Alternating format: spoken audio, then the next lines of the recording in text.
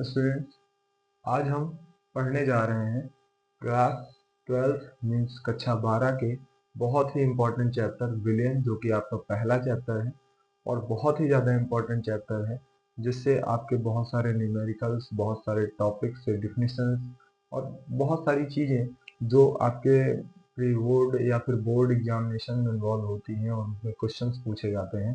Numericals इसी chapter से आपके ज़्यादातर आपके बोर्ड एग्जामिनेशन में बनते हैं। तो चलिए आइए डिस्कस करते हैं आज कि क्या है विलियन, क्या यूजेस होते हैं, कितने टाइप। देखते हैं कि हमारा विलियन क्या होता है।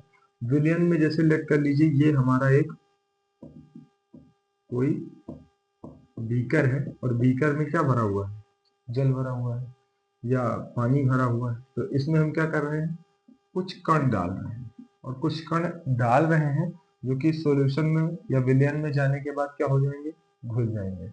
और घुलेंगे तो दो कंडीशन हो सकती है, या तो पूरा घुल जाएंगे या तो थोड़ा बहुत घुलेंगे। तो थोड़ा बहुत घुलते हैं तो उसे हम क्या बोलते हैं, विषमांगी, और पूरा घुल जाते हैं तो उसे क्या बोलते हैं, समांगी। तो दो पॉइंट याद रखना है कि पहले से इसमें कुछ विलयन में था और उस विलयन में कुछ डाला गया। तो अब यहाँ से एक पदार्थ को बोला जाता है विलेय, क्या बोलते हैं, विलेय। और एक पदार्थ को बोला जाता है क्या, विलायक। तो कहेंगे सर कि जो चीजें हमने डाली वो विलेय हो गई, जिसमें हमने डाला वो विलायक हो गया। पॉइंट तो यही बनता है फिगर देखने के बाद। लेकिन नहीं, आपको पॉइंट ये नहीं सोचना है, आपको ये चीज ध्यान रखना है हमेशा कि विलयन में दो चीजें तो होंगी, विलेय होगा और क्या होगा, विलायक होगा। लेकिन जो पदार्थ की मात्रा न्यूनतम होगी विलयन में, उसे हम क्या बोलेंगे, विलेय। यानी ऐसा पदार्थ, ऐसा पदार्थ जो विलयन में न्यूनतम मात्रा में उपस्थित रहता है। कैसी मात्रा में, न्यूनतम मात्रा में, तो उसे हम क्या बोलेंगे, विलेय बोलेंगे। तो जैसे चाय आप, सॉरी, आप ग्लास ले रहे हैं और ग्लास में पानी डाल रहे हैं, पूरा ग्लास भर के, और दो बूंद डाल दिया, दो छोटे छोटे टुकड़े डाल दिए किसके, नमक के। तो इसका मतलब क्या हुआ, आपका जो पूरा ग्लास था उसमें पानी ज्यादा था, तो यानी पानी विलेय नहीं होगा, है ना। पानी विलेय नहीं होगा तो क्या होगा, विलायक होगा। क्योंकि विलयन जो होता है वो केवल दो प्रकार का होता है, दो चीजों से मिलकर बना हुआ, विलेय और विलायक, ठीक है ना। तो विलायक वो है पदार्थ होता है जिसकी मात्रा विलयन में अधिक होती है। तो इस पे आगे क्या लिख देंगे, अधिक मात्रा। तो जो विलयन में अधिक मात्रा में उपस्थित है उसे आप क्या बोलेंगे, विलायक। और जो विलयन में न्यूनतम मात्रा में उपस्थित है उसे आप क्या बोलेंगे, विलेय। चलिए, ये कॉन्सेप्ट क्लियर हो गया होगा कि विलेय क्या होते हैं, विलायक क्या होते हैं। तो अब हमने ये चीज जान लिया कि विलयन जो है वो दो चीजों से मिलकर बना है, विलेय प्लस विलायक। यानी कभी कोई कहेगा कि ये 100 ग्राम है विलयन, या कह देगा कि 100 ml है, यानी मिलीलीटर है। मिलीलीटर क्या है, मिलीलीटर लीटर की सबसे छोटी इकाई है। और इसके बाद अगर हम 1 लीटर इक्वल टू करें तो क्या हो जाता है, 1000 मिलीलीटर। ये चीजें ध्यान रखिएगा क्योंकि न्यूमेरिकल में बहुत ज्यादा काम देने वाली है। तो 1 मिलीलीटर जो होता है वो लीटर का 1000वां भाग होता है, ठीक है ना। तो ये चीज ध्यान रखिएगा। अब आपको मैंने बताया कि विलयन में क्या मिलेंगे, विलेय और विलायक मिलेंगे। अब विलेय और विलायक कैसी अवस्था में मिल सकते हैं, कम अवस्था में, ज्यादा अवस्था में, है ना। तो कहने का मतलब क्या हो गया कि अगर न्यूनतम मात्रा है तो उसे क्या बोला जाएगा, विलेय।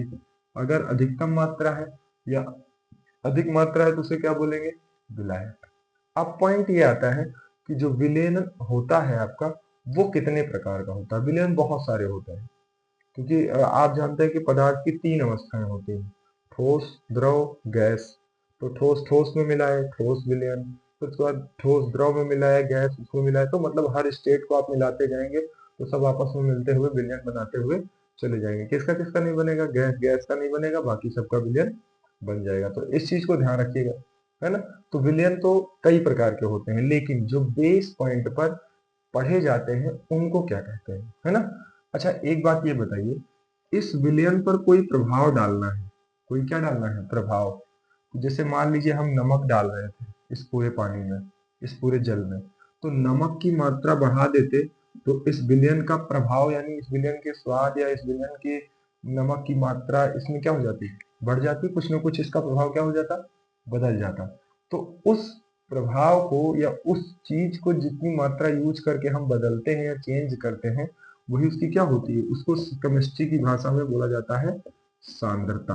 क्या बोलते हैं, सांद्रता। तो यानी सांद्रता का मतलब क्या है, साथ साथ मात्रा। तो एक तरह से भी बोल सकते हैं कि विलेय वो पदार्थ होते हैं जो विलयन में न्यूनतम सांद्रता में उपस्थित हो, विलायक वो पदार्थ होते हैं जो विलयन में अधिक मात्रा में उपस्थित हो। तो ये पॉइंट समझना है, इससे एग्जाम में रिलेटेड क्वेश्चन नहीं पूछने वाला, बस आपको ये पॉइंट समझना है कि विलेय और विलायक होते क्या हैं, क्योंकि इनसे न्यूमेरिकल बनने वाले हैं।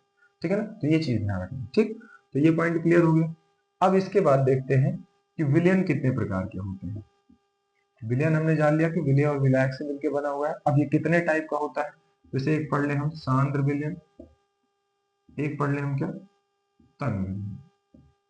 सांद्र विलयन और कैसा विलयन, तन विलयन। तो अगर आपके विलेय पदार्थ की मात्रा कंप्लीटली ज्यादा है, जैसे कहने का मतलब क्या हो गया कि आप चीनी का शरबत बना रहे थे और चीनी ज्यादा हो गई, तो ऐसे विलयन को आप क्या बोलेंगे कि विलयन सांद्र हो गया, यानी उसमें पदार्थ की जो सांद्रता थी, विलेय की जो सांद्रता थी, वो क्या हो गई, बढ़ गई। और तनु का मतलब क्या हो गया कि मान लीजिए आप चीनी मिला रहे थे पानी में, और पानी में चीनी मिलाते वक्त ये आपका पानी है और इसमें चीनी मिलाते वक्त कम पड़ गई। कम पड़ गई मतलब मीठा कम लग रहा है ना। तो ऐसी कंडीशन में उस विलयन को आप क्या बोलेंगे, तनु। ज्यादा मीठा हुआ तो सांद्र, कम मीठा हुआ तो तनु। ऐसे बैटरी वगैरह में क्या होता है कि सल्फ्यूरिक एसिड तेजाब डाला जाता है, जिसका फॉर्मूला क्या होता है H2SO4, है ना। तो केमिकल ही तो है, रसायन ही तो है, रसायन पदार्थ ही तो है। तो इसको जब सॉल्यूशन में डाला जाता है या किसी इसका विलयन बनाते हैं, बैटरी वैटरी में आपने लगा हुआ देखा होगा, तो उसमें जब बनाते हैं ना, तो सांद्र और तनु का बहुत ज्यादा ध्यान रखा जाता है। उसके हिसाब से विलयन को बना के उन कांच की ट्यूबों में डाल के उसमें रख दिया जाता है। तो तनु और सांद्र का ये महत्व है। इस चीज को बिल्कुल ध्यान रखिए कि आप कैसा विलयन बना रहे हैं और कैसा उसमें बन रहा है, तनु बन रहा है, सांद्र बन रहा है, कैसा बन रहा है, ये चीज आपको अच्छे से डिफाइन करना है। ठीक है, तो ये क्लियर हो गया कि विलेय विलायक क्या होता है, सांद्र और तनु विलयन क्या होते हैं। आप लोग प्रैक्टिकल करेंगे तो प्रैक्टिकल में भी आपको सांद्र कभी टेस्ट करने के लिए सॉल्ट का या नमक का टेस्ट कर, नमक विश्लेषण में नमक का टेस्ट करने के लिए सांद्र मांगेगा, तनु मांगेगा, है ना। चलिए ठीक, इतना चीजें क्लियर हो गई। चलिए अब इसके आगे हम देखते हैं कि विलेयता क्या होती है। एक वर्ड, एक वर्ड बहुत इतना डाल दिए ये कंप्लीटली भूल जाएगा। तो ये इसकी इसमें क्या हो गई, विलेयता हो गई। ठीक है ना। अब इसके बाद पॉइंट आता है कि हमने देखा कि जो विलयन है, विलयन को प्रभावित केवल उसकी चीज जो ज्यादा अफेक्ट कर रही विलयन को, वो क्या है, सांद्रता है। तो सांद्रता के आधार पर अब विलयन कई भागों में विभाजित किया जाता है। इस तरह से तीन विलयन हो जाते हैं, द्रव्यमान द्रव्यमान विलयन, द्रव्यमान आयतन विलयन और द्रव्यमान सॉरी आयतन आयतन विलयन। तो उस विलयन की पद्धति को बोला जाता है कि ये जो विलयन है ये भौतिक विधियों के आधार पर विलयन है। लेकिन हम जब रासायनिक विधियों में आते हैं, किस में आते हैं, रासायनिक विधियों में, रासायनिक विधि, जब द्रव्यमान आयतन आप देखेंगे तो आप उसमें आपको बुक में मिल जाएगा। तो वहां से जब द्रव्यमान द्रव्यमान, अच्छा अब ये बताइए कि कोई भी मान लीजिए द्रव्यमान आपने ले लिया, है ना, लेट कर लीजिए आपने सूजी, या फिर मान लीजिए सूजी नहीं लेते हैं, थोड़ा लेंदी सा एग्जाम्पल है, हम ले लेते हैं कोई मेडिसिन बनाने का पाउडर, है ना। लेट कर लीजिए आपने सोडियम क्लोराइड ले लिया, है ना। अब आप उसमें वाटर मिला है, ठीक, तो वाटर का कुछ वॉल्यूम होगा, आयतन होगा, और उसमें आप सोडियम क्लोराइड यानी नमक को डालेंगे। तो ऐसे विलयन को आप क्या बोलेंगे, द्रव्यमान और आयतन, है ना। और आयतन किसका है, जल का है। मान लीजिए कि आप 500 मिलीलीटर जल लिए, मैंने कहा मिलीलीटर क्या होता है, छोटी इकाई होती है लीटर की, है ना। 1 लीटर में 1000 मिलीलीटर होते हैं, ठीक है। तो उस तरह से आप उस विलियन में कुछ डाल रहे हैं, तो उस विलियन के हिसाब से जो वैल्यू आपको फाइंड होती है ना, उस विलियन को आप कहते हैं क्या, द्रव्यमान आयतन। और प्रतिशत निकालते हैं तो गुणा 100 कर देते हैं, जो आपके फॉर्मूले में दिया हुआ है, ज्यादा इंपॉर्टेंट नहीं है। बस क्वेश्चन कभी कभी उससे परसेंटेज में देता है, तो विलियन को क्लियर करने के लिए हम परसेंटेज का यूज करते हैं, वो 11th में ज्यादा इंपॉर्टेंस होता है। बट आपको यहाँ पे पॉइंट टू पॉइंट देखना है, तो चलिए पॉइंट का देखते हैं। जो रासायनिक विधियां हैं वो हमारे लिए बहुत इंपॉर्टेंट है, जिसमें आपका क्या क्या आता है, आपका आता है मोलरता, मोललता, मोल प्रभाज, और नॉर्मलता, जो कि 4 इंपॉर्टेंट है बहुत ज्यादा, और उसके बाद फॉर्मलता, और भी बहुत सारे होते हैं। तो मेनली हमको कितने पढ़ने हैं? 4 पढ़ने हैं। नॉर्मलता, ठीक है ना। अब यहाँ पे मोलरता, मोललता, मोल प्रभाष, तीनों चीजों में एक शब्द कॉमन दिखाई दे रहा है आपको, जो सब में मिल रहा है, क्या? मोल दिखाई दे रहा है। अब ये मोल क्या है, थोड़ा सा हम समझ लें। आपने कक्षा 11 में जब फिजिक्स पढ़ा था, जब मात्रक की एसआई पद्धतियां बताई गई थी, तो उसमें सारी चीजों के मात्रक पढ़े थे, लंबाई का, द्रव्यमान का, और धारा का, जो तीव्रता का, ताप का, है ना। लास्ट में एक मिला था पदार्थ, और हम विलयन में क्या डालते हैं? कोई पदार्थ ही डालते हैं। पदार्थ की कितनी अवस्थाएं होती हैं? ठोस, द्रव, गैस। यानी दुनिया में जो भी चीजें हैं, सारी चीजें क्या है? पदार्थ है। पदार्थ की परिभाषा क्या है? जो स्थान घेरती, जिसका कोई द्रव्यमान, वो क्या है? पदार्थ है। तो इसका मतलब कहने का क्या, हवा भी पदार्थ है ना। तो अगर मोलरता, मोललता, मोल प्रभाज है, तो इसका मतलब इसको मापा किस में जाएगा? पदार्थ की मात्रा को मोल में। केमिस्ट्री किसमें मीजर करेगी, किसमें मापेगी? मोल में। और मोल बराबर होता क्या है? देखो, कोई भी पदार्थ होता है, तो उसको जब आप किसी में डालोगे तो उसका कुछ भार होगा, यानी द्रव्यमान होगा, है ना। तो उसे हम क्या बोलेंगे? एक भार, है ना। और बटे में जो पदार्थ जितना उसमें तत्व जोड़ के कोई यौगिक बनाते हैं, आपको पता है, जब आप तत्व आपस में जुड़ते हैं, जैसे मान लीजिए सोडियम ले लिया और क्या ले लिया? क्लोरीन ले लिया, तो सोडियम क्लोराइड बन गया। तो जब तत्व आपस में जुड़ते हैं तो क्या बनता है? यौगिक बनता है। तो यौगिक जब बनता है तो इसमें इसका अणुभार, इसका अणुभार, सब जुड़ेंगे आपस में। अणुभार क्या होता है? वही न्यूक्लियनों की संख्या, है ना। मास, द्रव्यमान संख्या जिसे बोलते हैं। लगभग लगभग में सब आपस सेम ही होते हैं, है ना। कुछ कुछ रिपीटेड पॉइंट होते हैं। जैसे आप एक मेथड यूज करते हैं कि जैसे कोई एलिमेंट है, अगर वो 11 नंबर पे है ना, तो उसका हम डबल करेंगे और उसमें क्या करेंगे? 1 ऐड कर देंगे, तो वही चीज क्या हो जाएगी? उसका अणुभार हो जाएगी। और जैसे लेट कर लीजिए कोई एलिमेंट आपका 12 नंबर पे है, तो आप उसको मल्टीप्लाई करेंगे ओनली एंड ओनली 2 से, और कितना आ जाएगा? 24, मतलब 24। और यहाँ पे कितना आ जाएगा? 23। तो ये इनका क्या कहलाता है? परमाणु द्रव्यमान। क्या कहलाता है? परमाणु द्रव्यमान, या मास नंबर, या एटॉमिक मास, है ना। इस तरह से इसको डिफाइन करते हैं। वैसे इसको बोला जाता है कि इतने ही प्रोटॉन और न्यूट्रॉन नाभिक में प्रस्तुत होते हैं, आपको उधर नहीं जाना है ना। तो आप यहाँ पे देखेंगे 11 दूना 22 से 23 आ गया, और 11 नंबर पे है कौन? सोडियम। और 12 दूना 24 आ गया, किसका? मैग्नीशियम का। तो ये एग्जैक्ट नहीं है, बस ये लगभग में वहां तक वैल्यू देते हैं। तो हम एक मेथड सीखते हैं कि सोडियम को अगर विषम संख्या है तो 11 का 2 गुना कर देना है, एक जोड़ देना है। और अगर सम संख्या है तो केवल और केवल 2 गुना कर देना है। इसका मात्रक क्या होता है? ग्राम पर मोल होता है। क्या होता है? ग्राम पर मोल। तो थोड़ा अगर भार, और फिर नीचे क्या रख देंगे? अणु भार। क्या रख देंगे? अणु भार। उसी को आणविक द्रव्यमान, परमाणु द्रव्यमान, तरह तरह की बातों से आप बोलते हैं। लेकिन जो मेन होता है वो आपका ये क्या है?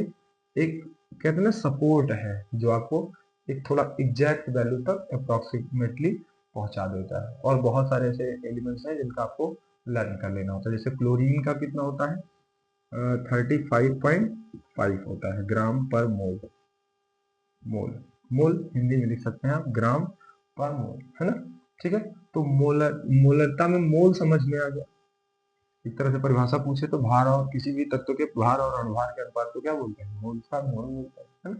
भार पता है, भार पता है, मोल निकाल लिया। भार पता है और भार पता है, क्या निकाल लिया? मोल मोल निकाल लिया। जैसे बोला हमसे कि बताइए 58.5, या इसको छोड़े, हम ले लेते हैं, लेट कर लीजिए 92 ग्राम एथिल एल्कोहल। एथिल एल्कोहल में कितने मोल होंगे? ये मान लीजिए हमने न्यूमेरिकल ले लिया कि 92 ग्राम एथिल अल्कोहल में कितने मोल होंगे। तो हमें पता करना है कितने? 92 ग्राम में से। तो 92 ग्राम क्या दिया है? भार दिया है। क्या दिया है? भार। और भार को इंग्लिश में क्या लिखते हैं? Weight, WEIGHT। तो इसको प्रदर्शित किससे करेंगे? वेट से। और अणुभार को कैसे करेंगे? एम से, है ना। और मोल, मोलों की संख्या को किससे प्रदर्शित करेंगे? NH। क्लियर? तो मोल निकाल रहे हैं, मोलों की संख्या निकाल रहे हैं, मतलब वही है, ठीक है ना। तो भार बटा अणुभार small w small n, value याद रखना है क्योंकि फार्मूले में रहेगी तो फिर प्रॉब्लम क्रिएट करेगी। तो भार w बराबर क्या हो जाएगा कि आपको दिया है यहाँ पर 92 ग्राम, है ना।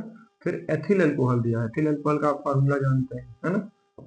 एथिल अल्कोहल का फार्मूला क्या होता है, C2H5OH, एथेनॉल भी बोलते हैं, OH लगा हुआ है, अल्कोहल है, OH में हाइड्रोक्सी ग्रुप होता है तो ऑल लगाते हैं, तो 2 carbon, ethane plus all ethanol, है ना। बहरहाल वो सब हम कार्बनिक रसायन में पढ़ेंगे। यहाँ पे हमने देखा कि कार्बन किस नंबर पे है, 6 नंबर पे है, तो 6 दूना 12। तो केवल और केवल एक कार्बन का आया कितना, 12 का, एक कार्बन 6 नंबर पे था ना, तो वो 6 नंबर पे था, तो 6 दूना 12, और इसके नीचे कितना लगा हुआ है, 2, तो 12 गुणे 2, प्लस हाइड्रोजन का 1 माना जाता है, 1 इंटू 5, प्लस ऑक्सीजन 8 नंबर पे है, तो क्या करना है, केवल सम संख्या का 2 गुना 8 दूना 16। हाइड्रोजन कितने नंबर पे है, वही 1 लेंगे और उसको जोड़ लेंगे, 12 दूना 24, 5 एक 5 एकम 5 और 16 एकम 16 प्लस 1 18, 16 5 21 और 22, 22 और 24 46 ग्राम पर मोल, ग्राम पर मोल। ये आ गया आपका क्या, मोलों की संख्या देता है। ज्यादातर वो ये नहीं बोलता कि इतने मोल दिए गए हैं, वो क्या कह देगा कि ग्राम भार इतना है और अणुभार उसी में ब्रैकेट में लिख देगा, है ना। न्यूमेरिकल आपने देखा होगा अपनी बुक में। तो कहने का मतलब क्या है कि भार देगा और भार लिख देगा, उसके बाद बोलेगा कि अब आप इसके मोलरता बताइए, मोलरता बताइए, मोल प्रभाज बताइए। अभी हम समझेंगे कि मोलरता, मोलरता, मोल प्रभाज क्या है ना।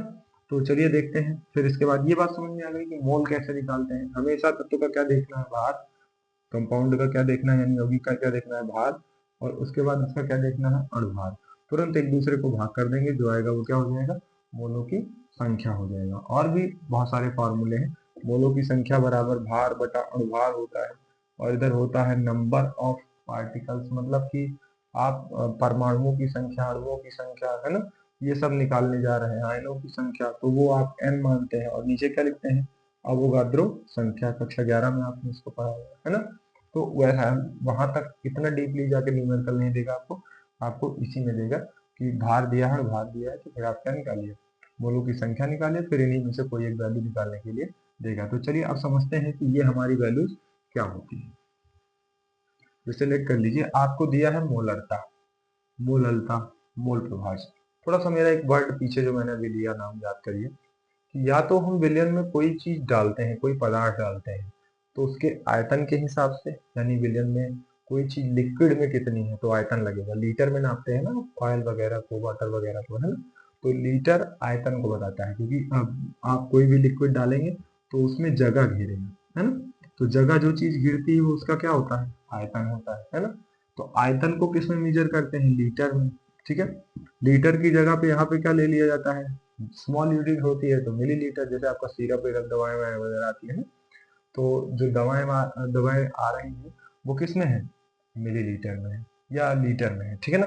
तो उसमें जब आप क्या खोलेंगे, मोल नंबर डालेंगे, क्या डालेंगे, मोल नंबर। क्यों क्यों मोल नंबर डालेंगे, क्योंकि मैंने अभी आपको बताया कि जो रासायनिक विधि में पदार्थ की मात्रा को नापा जाता है वो किसके हिसाब से नापा जाएगा, मोल से नापा जाएगा। क्यों, क्योंकि पदार्थ का जो SI मात्रक है वो क्या है, मोल है। तो अब हमें मोल वर्ड याद रखना है, यानी अब हम डाल रहे हैं केमिस्ट्री में जाके किसी मॉलिक्यूल को या किसी भी पदार्थ को किसी बीकर में या किसी विलयन में या कोई विलयन बनाने जा रहे हैं, तो हमें याद रखना है कि हम ग्राम नहीं डाल रहे हैं, हम इतना भार नहीं डाल रहे हैं, हमें ये पॉइंट याद रखना है, मोल डालेंगे, है ना। तो वो अगर नहीं पता है तो आप भार पता कर लीजिए और भार पता कर लीजिए, अभी आपने पीछे देखा है, तो मोल निकाल लीजिए, ठीक है। तो क्लियर है पॉइंट। अब इसके बाद चलते हैं, जैसे मान लीजिए कि ये कोई विलयन का आयतन है ना, और आयतन कितना है, 1 लीटर, और उसमें फिर मिलीलीटर कितने हो जाएंगे, 1000, है ना। और आप इसमें नंबर ऑफ ये जो डाल रहे हैं ये मोल है, ये मोलों की क्या है, संख्या है। तो जितनी मोलों की संख्या आप 1 लीटर विलयन के आयतन में डालेंगे, इस पूरे विलयन के आयतन में जितने मोलों की संख्या आप डालेंगे, उसे ही उस विलयन की क्या कहा जाएगा, मोलरता। कितनी आसान सी परिभाषा है। यानी आप यहाँ पे बोल सकते हैं, मोलरता को अगर आप ले लें पॉइंट में, कि मोलरता हमारा क्या होता है, ओनली एंड ओनली मोलरता तो 1 लीटर या ब्रैकेट में क्या लिख लेंगे 1000 मिलीलीटर, है ना। बिलियन में, किसमें, बिलियन ही तो होगा वो आपका, बिलियन में उपस्थित उपस्थित मोलों की संख्या, मोलों की संख्या को बिलियन की क्या बोलेंगे, मोलरता, बिलियन की मोलरता कहते हैं। क्लियर हो गई बात। इसे किससे प्रकट करते हैं, इसे कैपिटल एम से प्रदर्शित करते हैं। इसका फॉर्मूला कौन बनाया, हम खुद ही, आप लोग बनाएंगे। चलिए देखते हैं कैसे बनाते हैं। क्या बोला गया था कि 1 लीटर बिलियन में उपस्थित मोलों की संख्या, है ना, को बिलियन की क्या कहते हैं, मोलरता कहते हैं। यानी अब हम अगर लिखें यहाँ पे मोलरता बराबर, क्या लिखें, मोलरता बराबर, तो क्या लिखेंगे, विलेय के मोलों की संख्या बटा विलियन का आयतन, किसमें, लीटर में, है ना। क्या इस फॉर्मूले को बड़ा किया जा सकता है, तो बुक में तो ऐसा नहीं मिलता हो, है ना, क्वेश्चन में इतना आसान देगा।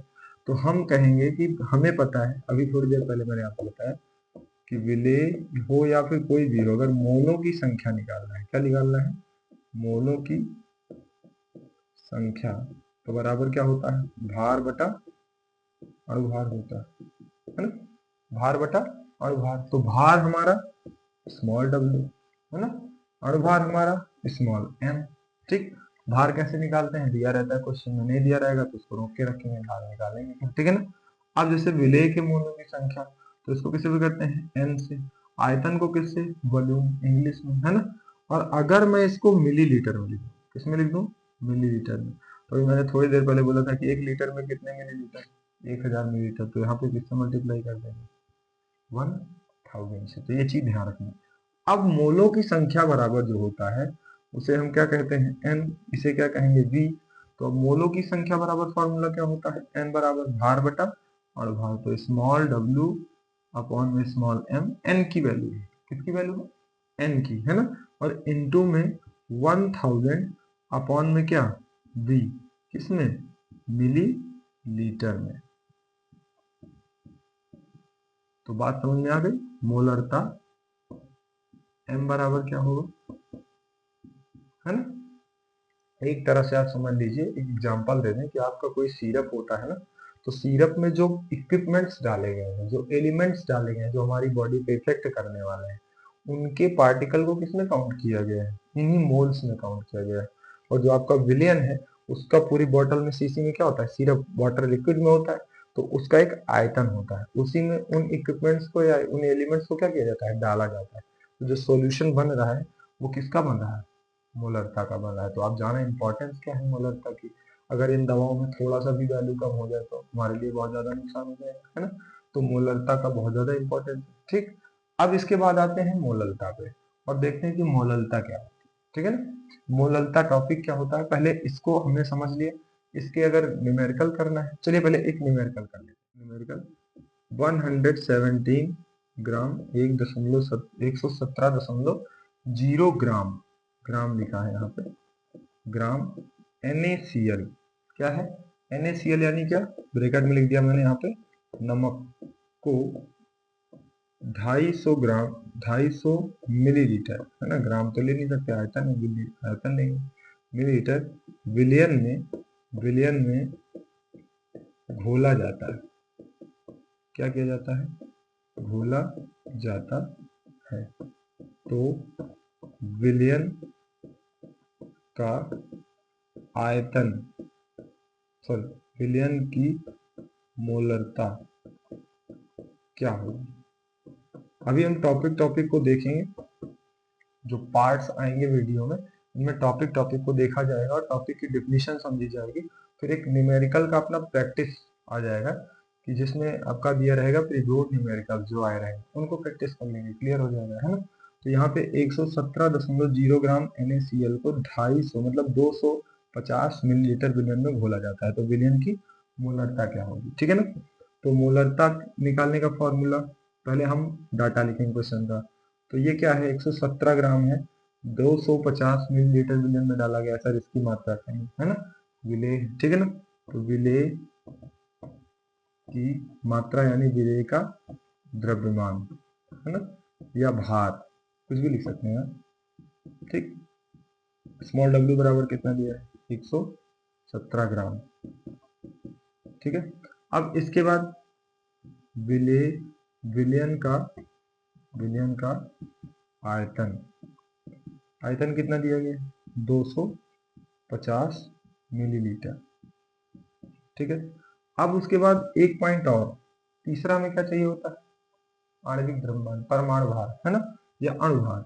तो हम लिखेंगे क्या कंपाउंड है आपका, NaCl, यहाँ पे लिखेंगे NaCl, या सोडियम क्लोराइड, या उसी को क्या बोलते हैं, नमक का अणु भार। तो अणु भार निकालेंगे तो क्या हो जाएगा, जैसे ही अणु भार निकालने जाएंगे वैसे ही आपका जो यहाँ पे वैल्यू आएगी Na23, 11×2 = 22, और Cl का क्या हो जाएगा, 17×34 = 35.5 बताया था। मैंने कहा था ना कि कुछ पॉइंट होते हैं जो एक्यूरेट रखे जाते हैं। तो यहाँ पे आ गया, इसको जोड़ लेंगे तो कितना हो जाएगा, 5 3 8, अब ये 58.5 ग्राम पर में मोल, है ना। तो ये हो गया, ये आ गया आपका किसका, NaCl का अणु भार। तो अब आपको क्या करना है, विलयन की मोलरता। तो विलयन की मोलरता बराबर, अभी आपने पीछे देखा फॉर्मूले में क्या आया था, विलेय के मोलों की संख्या, या फिर small w upon small m, capital M की वैल्यू निकाल रहे हैं, इनटू 1000 बटा v। स्मॉल w क्या है, भार है, भार कितना दिया हुआ है, 117.0, ये दिया हुआ था, ठीक है। और उसके बाद मास यानी कि आणविक द्रव्यमान मीन्स अणुभार जो आया वो कितना है, 58.5, और उसके बाद 1000 लेंगे, क्यों लिया 1000, क्योंकि मिलीलीटर में दिया हुआ था, और यहाँ पे 250, इससे मल्टीप्लाई कर दिए, सॉरी डिवाइड कर दिए, कितना आ गया 4, इसको इससे डिवाइड करेंगे तो 58.5 गुणे 2 करके देखिए, 2 पंचे 10, 2 अठे 16, 2 एक पंचे 2 अठे 16, 17, 2 पंचे 10, 11, 117 आ गया ना। तो 2 बार में ये कैंसिल हो जाएगा, पॉइंट से पॉइंट कैंसिल करने, वैसे काट देंगे, वही बात सही है, ठीक है ना। तो डेसिमल को सॉल्व करने का सबसे बेटर वे होता है क्या, कि अगर आपको राइट साइड डेसिमल दिख रहा है, इधर पॉइंट नंबर नहीं दिख रहा है, तो आप तो पहली बात तो कोई मान लो ऐसे लिखा है 55, तो 0 बढ़ा लेना, क्योंकि किसी भी संख्या को कोई पूरी संख्या लिखी है, पूर्ण संख्या है ना, तो उसके दाईं तरफ क्या होता है, दशमलव छिपा होता है, नहीं है तो, अगर है तो फिर आप दूसरा दशमलव नहीं लगा सकते। तो ये पॉइंट से पॉइंट कैंसिल, तो कितना हो गया, 550 बटा 25 से डिवाइड कर देंगे, आंसर है ना। मतलब कॉमन नंबर में बदलने का तरीका है कि दशमलव के राइट साइड जितने नंबर है, अगर नहीं है तो 0 इंक्रीज करके दोनों साइड के इक्वल कर दीजिए, और डेसिमल से डेसिमल खत्म कर दीजिए, जिससे आपको ये प्रॉब्लम ना हो कि डेसिमल में अब डिवाइड करेंगे तो यहाँ पे पॉइंट लगेगा, इसमें 2 है इसमें 1 है, ये चीजों का प्रॉब्लम नहीं रहेगा। तो ये समझ गए आप कैसे निकालेंगे। तो यहाँ पे आ गया 2 × यानी 2 चौको 8 मोल पर लीटर, है ना। तो पर लीटर आयतन में 8 मोल मिलाए गए हैं, कितने मिलाए गए हैं, 8 मोल। क्लियर हो गई बात। तो विलयन की मोलरता कैसे निकालेंगे। अच्छा यहाँ ही नहीं कि आपको लग रहा है बड़ा अच्छा, बहुत अच्छा न्यूमेरिकल आ गया मुझे, कभी कभी पेपर में वो विलेय का द्रव्यमान पूछ लेता है, विलेय का भार पूछ लेता है ना, और मोलरता दे देगा आपको, बोलेगा इसकी विलयन की मोलरता 2 मोल है ना, तो इसका विलेय का भार निकालिए, तो इसका हम प्रैक्टिस करेंगे, है ना। बीच में ही पढ़ लिए, उसकी डेफिनेशन फॉर्मूला सब कुछ निकालना, और पहला था ये पॉइंट आपका। अब दूसरा पॉइंट आप क्या पढ़ेंगे, मोललता, मोललता। अच्छा मोलरता में क्या हुआ था कि आपने जो मोल डाले थे वो विलयन के आयतन के हिसाब से डाले थे। अब मोललता में आप क्या करेंगे कि आपके विलयन के 2 घटक होते हैं, एक होता है विलेय और एक होता है विलायक। तो विलेय तो आप डाल रहे हैं सॉल्यूशन में यानी विलयन में, लेकिन विलायक के हिसाब से जब डालेंगे, जब विलायक का द्रव्यमान बढ़ जाएगा तो आप विलेय का भी द्रव्यमान बढ़ाएंगे ताकि उसका असर रहे। मान लीजिए आपने विलायक का बहुत ज्यादा द्रव्यमान बढ़ा दिया, उसमें विलेय उतना ही डाल रहे हैं, तो वो जाके उस सॉल्यूशन में घुलेगा लेकिन पता ही नहीं चलेगा, है ना। तो उसी के हिसाब से विलेय का भी द्रव्यमान बढ़ाने लग जाएगा। तो ऐसे कॉन्सेप्ट को, इस पॉइंट को जब हम पढ़ेंगे तो उसको किसके तहत पढ़ेंगे हम, मोललता के तहत पढ़ेंगे। यानी कि जो दवाएं आती हैं, कैप्सूल आते हैं, मान लो उसमें बहुत सारे इक्विपमेंट्स मिलाए जा रहे हैं, तो उस कैप्सूल में जितना उनकी अमाउंट को बढ़ाया जाएगा, इधर भी अमाउंट को बढ़ाया जाएगा। जैसे 250 mg है ना, ऐसे टाइप के सॉल्यूशंस आपको मिलते हैं, ठीक है ना। ये 250 mg है, 500 mg है, 1000 mg है, 800 mg है, कितना भी mg बना सकते हैं, है ना। तो ये चीज ध्यान रखना, ठीक। तो क्लियर हो गया। तो मतलब कहने का क्या है कि मोललता जो है वो द्रव्यमान के हिसाब से डाला जाएगा। किसके द्रव्यमान के हिसाब से? विलायक के द्रव्यमान के हिसाब से। किसके द्रव्यमान के हिसाब से? विलायक के। अब सर द्रव्यमान तो विलयन क्यों नहीं लिया? तो आप खुद ही सोचिए कि कोई भी विलयन होगा तो वो पहले से ही उसमें विलेय और विलायक होगा ना, होगा कि नहीं होगा? उसमें क्यों नहीं था? क्योंकि जब किसी लिक्विड में आप कोई छोटे छोटे पार्टिकल डालोगे तो वो जाके डिजोल्व हो जाएंगे, वो उसके वॉल्यूम पे ज्यादा इफेक्ट नहीं डालने वाले, है ना। तो ये चीज बिल्कुल ध्यान रखना। तो यहाँ पे विलायक का क्या होगा? द्रव्यमान होगा। तो द्रव्यमान होगा, उसके हिसाब से विलेय का द्रव्यमान लिखा जाएगा। किसमें? द्रव्यमान डालेंगे तो मोलों की संख्या भार बटा अणुभार करके निकालना पड़ेगा। मोलों की संख्या डालेंगे किसमें? विलायक के द्रव्यमान में। किसमें डालेंगे? विलायक के द्रव्यमान में। किसके मोलों की संख्या? विलेय के मोलों की संख्या उपस्थित रहेगी। तो इसका मतलब हो गया कि विलायक कितना लेंगे? द्रव्यमान है तो वहां पे लिक्विड था, आयतन था, तो लीटर ले रहे थे, यहाँ पे क्या लेंगे? किलोग्राम लेंगे, है ना। तो अब इसकी परिभाषा क्या हो जाएगी कि विलयन विलायक के 1 किलोग्राम, है ना, इसको 1 किलोग्राम, आप 1 केजी या 1 किग्रा भी लिख सकते हैं, है ना। 1 किलोग्राम द्रव्यमान में उपस्थित मोलों, किसके मोलों? विलेय के, जो विलेय के मोल डाले जाएंगे ना, विलेय के मोलों की संख्या को विलयन की मोललता, विलयन की मोललता कहते हैं। बात समझ आ गई कि विलायक के 1 किलोग्राम द्रव्यमान में उपस्थित विलेय के मोलों की संख्या को विलयन की क्या कहेंगे? मोललता कहेंगे। तो क्लियर हो गए पॉइंट। तो मतलब अब 1 केजी विलायक है, उसमें आप विलेय के मोलों को डालेंगे। वहां पे क्या था? आयतन था। यहाँ पे क्या है? विलायक का द्रव्यमान है। बस इतना ध्यान रखना, क्वेश्चन में हमेशा ध्यान रखना। मान लो वो बोल रहा है कि 120 ग्राम विलयन में 20 ग्राम क्या मिलाया गया?